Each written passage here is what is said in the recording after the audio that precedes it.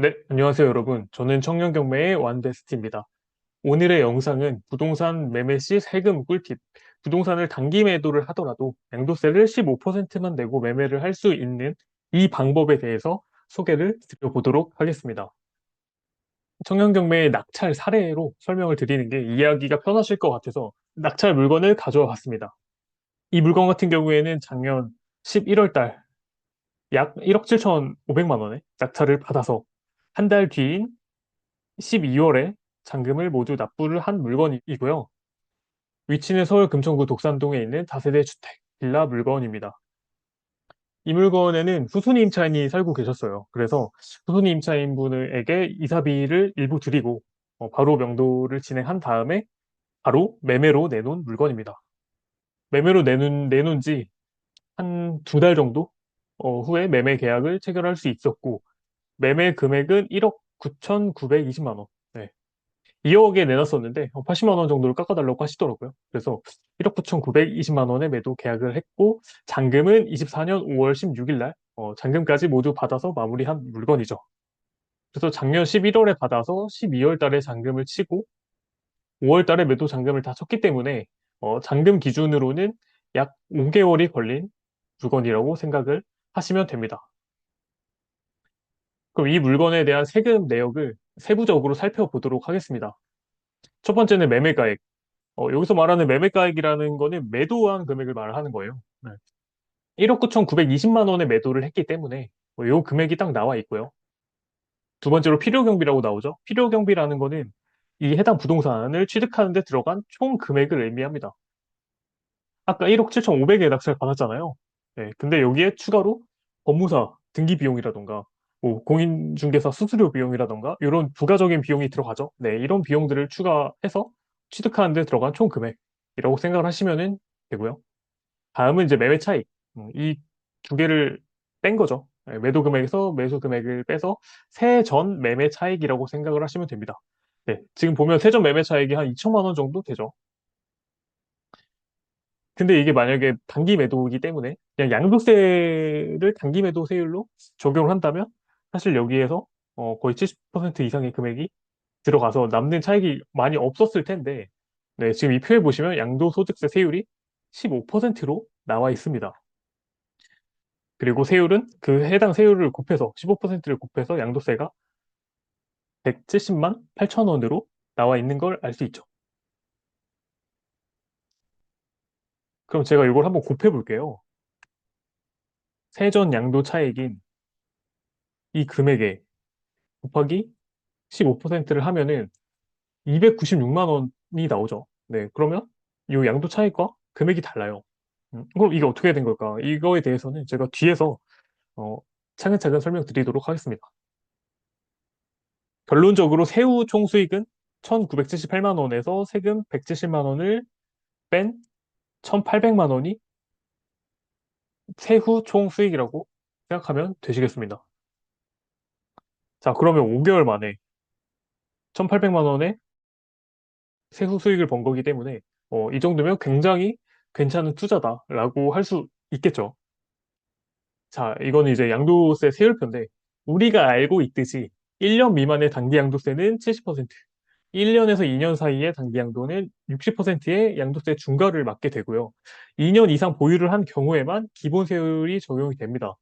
기본 세율이라는 건 이 오른쪽 표에 따라서 과세 표준, 양도 차액의 그 금액에 따라서 세율이 달라지게 되어 있고요. 표로 나타낸 사항입니다. 아까 과세 표준인 경우 매도 차익이 1,900만 원, 약 2천만 원이었기 때문에 요 구간 1,400만 원 초과 5천만 원 이하의 구간이 되겠죠. 그러면 아까 그 세율의 15%라고 했던 거는 양도세 중과가 아니라 기본 세율이 적용된 것임을 알 수가 있습니다. 네. 그래서 세율이 15%에 누진공제액 126만 원이 써 있죠. 누진공제액이라는 거는 말 그대로 공제이기 때문에 이 금액을 빼야 되는 거예요. 그래서 이 296만 원에서 126만 원을 빼면 아까 양도세 금액인 170만 8,224원이 정확하게 나오게 됩니다. 네. 정확하게 똑같이 나오죠. 자, 그러면 아니 5개월 만에 단기 매도를 했는데 왜 1년 미만의 세율인 70%를 내는 게 아니라 기본 세율만 내게 되느냐. 네, 요거에 대한 오늘의 가장 핵심적인 부분인데 이거에 대한 결론은 네, 아마 많은 분들이 아실 수도 있어요. 매매 사업자라고 합니다. 매매에 대한 사업을 하는 사업자를 내는 걸 의미를 하고 이 업태는 네, 이렇게 부동산업, 주거용 건물 개발 및 공급업이라고 나와 있습니다. 우리가 주거용 건물을 사서 다시 되파는 경우, 그런 사업을 하는 경우에는 이렇게 부동산 매매업이라는 사업자를 낼 수가 있고요. 이 부동산 매매업을 통해서 취득하는 자산을 매도할 때는 양도세 중과를 맞지 않고 일반 세율로 계산을 하게 됩니다. 그렇기 때문에 아까처럼 단기 매도를 하는 경우에도 일반 세율로 계산을 하게 되는 거예요. 네. 흔히 이거를 이렇게 물어보시는 분이 계세요. 이 매매 사업자를 내는데 뭔가 특별한 조건이 있나요? 이렇게 여쭤보시는데 그런 조건 같은 건 전혀 없고요. 매매 사업자를 내시는 건 정말 어렵지 않습니다. 세무서에 직접 방문을 하셔서 내시거나 온라인으로 5분 만에 신청이 가능하십니다. 네, 요 업종 코드는 이렇게 넣으시면 됩니다. 자, 그럼 매매 사업자의 장점이 무엇이냐 한번 살펴볼게요. 매매 사업자의 장점은 당연히 첫 번째로 지금까지 계속 얘기한 단기 양도세에서 세금을 아낄 수가 있죠. 단기 양도세가 아까 1년 미만 70%라고 했는데 앞선 사례에서 봤다시피 15%만으로 세금을 내고 끊을 수가 있다. 절세에 엄청나게 큰 효과가 있다는 걸 알 수 있고요. 두 번째로는 매매 사업자를 영위하면서 사업의 영위에 필요한 지출되는 경비를 비용 처리할 수 있다. 이런 부분이 있습니다. 제가 아까 필요 경비라고 얘기를 했었는데 부동산 취득하는 금액 외에도 취득에 들어가는 금액들, 뭐 법무사비, 중개사 수수료 이런 것들이 포함해서 비용 처리를 할 수 있다라고 생각하시면 되고 개인보다 조금 더 폭넓게 비용 처리가 가능합니다. 네, 그래서 매매 사업자의 장점이라고 생각할 수 있고요. 마지막으로는 매매 사업자 대출이 가능한데 매매 사업자 대출 같은 경우에는 DSR 산정에서 제외가 된다라는 게 장점입니다. 우리가 대출 받을 때 항상 소득 대비해서 얼마 정도 나오는지 이런 거 계산을 해보고 받아야 되는데 매매 사업자는 사업자 대출로 처리를 해서 개인의 소득과 상관없이 어, 네, 60% 정도까지 대출이 나오게 됩니다. 그래서 소득이 적으신 분들도 이 매매 사업자 대출은 잘 받아서 이렇게 단기 매도를 하실 수가 있습니다. 네.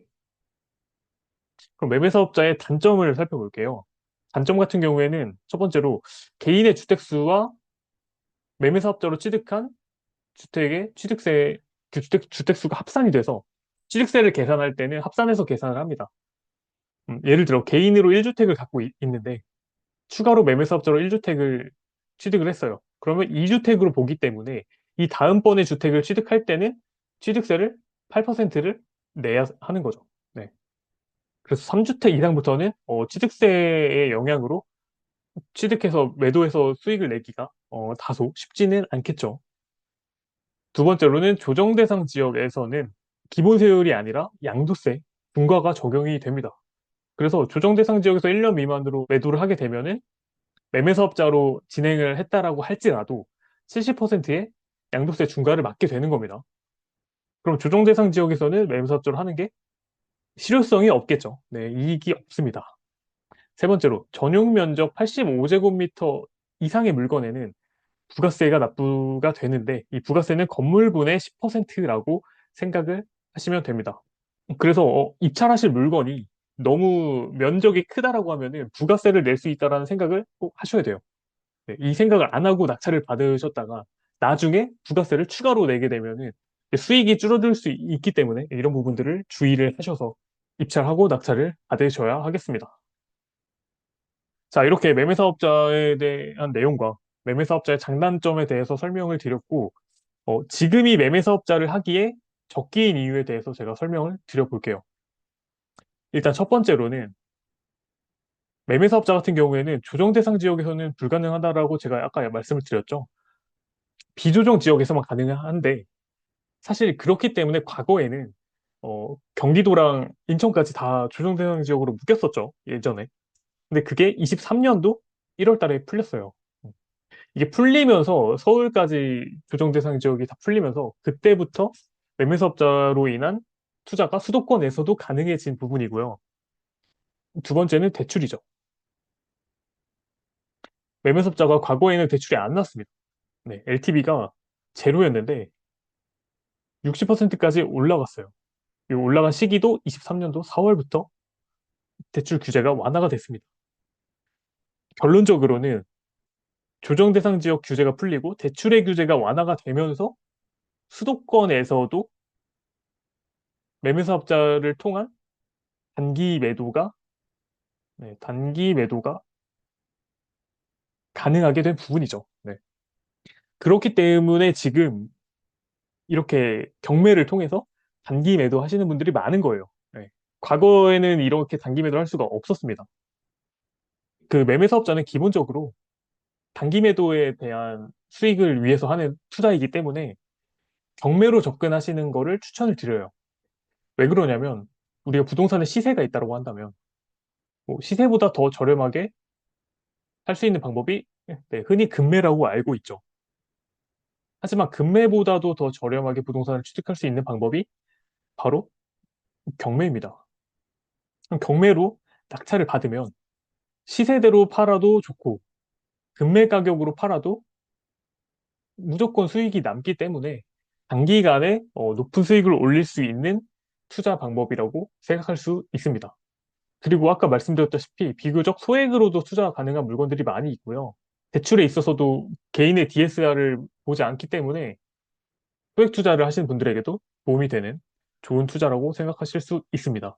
그리고 특히나 이제 경매 물건이 올해부터 해서 내년까지도 되게 많이 나올 거기 때문에 앞서 설명드렸던 예시처럼 세금을 다 떼고도 거의 2천만 원 정도가 남을 수 있는 물건들은 꾸준히만 찾으면 찾는 게 그렇게 어렵지가 않거든요. 그러면 이런 물건들을 1년에 2건씩만 해도 세후로도 한 4천만 원 정도의 수익을 가져갈 수 있는 부분이기 때문에 거의 웬만한 직장인 연봉이라고 생각할 수 있겠죠. 그래서 단기 매도에 투자를 원하시는 분들은 이런 매매 사업자를 활용한 투자를 하시는 거를 적극적으로 추천을 드리고 이렇게 요 두 가지 조건이 맞춰졌기 때문에 지금 할 수 있는 되게 좋은 투자라는 거를 말씀드리고 싶습니다. 네, 오늘 매매 사업자에 대해서 설명을 드려봤는데 뭐 혹시나 궁금하신 부분이 있으시면은 댓글을 달아주시면은 답변을 달아드리도록 하고요. 오늘의 영상이 도움이 되셨다면 구독과 좋아요 부탁드리도록 하겠습니다. 네, 그러면 오늘 영상을 여기서 마치겠습니다. 네, 경매로 건물주 되는 날까지 청년경매였습니다. 감사합니다.